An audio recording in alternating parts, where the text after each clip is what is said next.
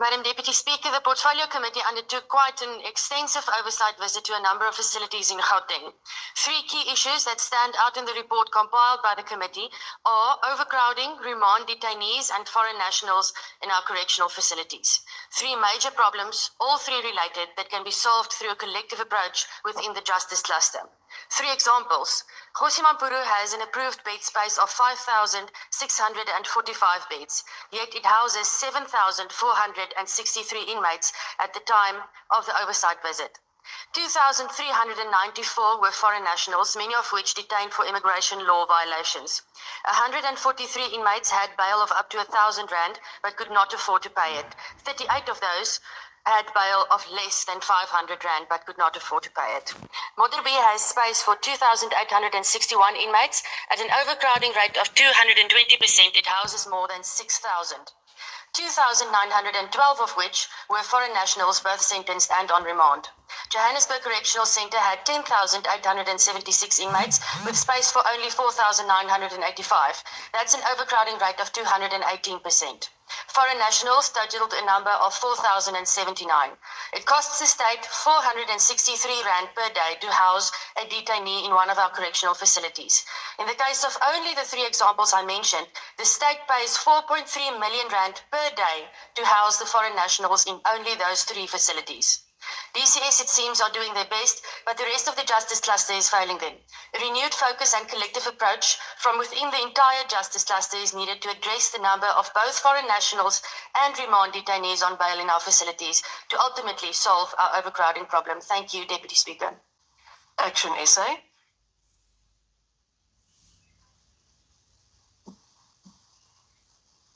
Thank you, Deputy Speaker and honourable members. I stand on behalf of my colleague, Honourable Darylene James, who is currently unwell at the moment.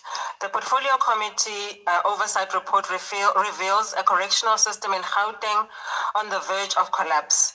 At Johannesburg and Modderby correctional centres, overcrowding exceeds 200%, turning prisons into pressure cookers of instability and violence.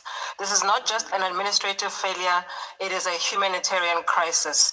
Our correctional centres are buckling under the weight of a ballooning inmate population, worsened by a surge in foreign nationals, many incarcerated for immigration-related offences.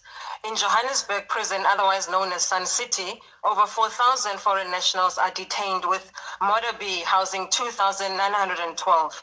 The current model is unsustainable and diverts critical resources from rehabilitation to crisis management. Add to this chronic infrastructure decay, severe staff shortages, and a contraband epidemic that continues to compromise safety. Whilst Action SA supports the recommendation of the committee, we call for an urgent interministerial response involving correctional services, home affairs, public works, and treasury. We demand the immediate repatriation of undocumented foreign nationals detained solely for immigration offences, acceleration of infrastructure repairs, and the urgent filling of critical vacancies.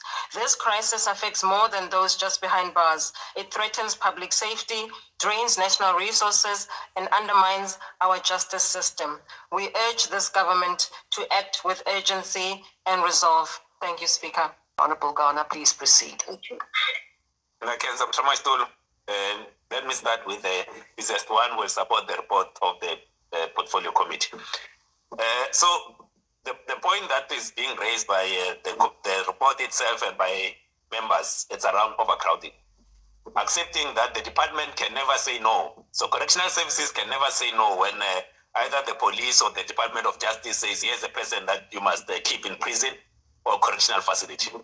So where this report ought to be going, it's to the justice.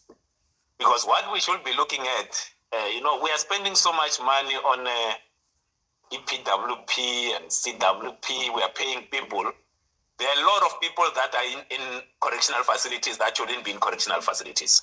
Our correctional facilities must be keeping people that are undesirable in society. There are people that you find that they don't have 200 rand or 500 rand for pay, that are kept for too long in our correctional facilities, costing us far too much to keep them in prisons.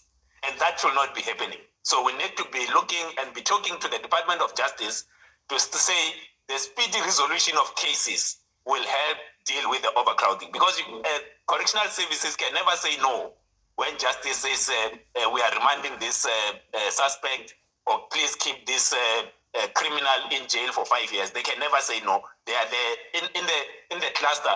They are at the last end. They can never say no to this. So we advocate for alternative sentencing. So this is a message to justice.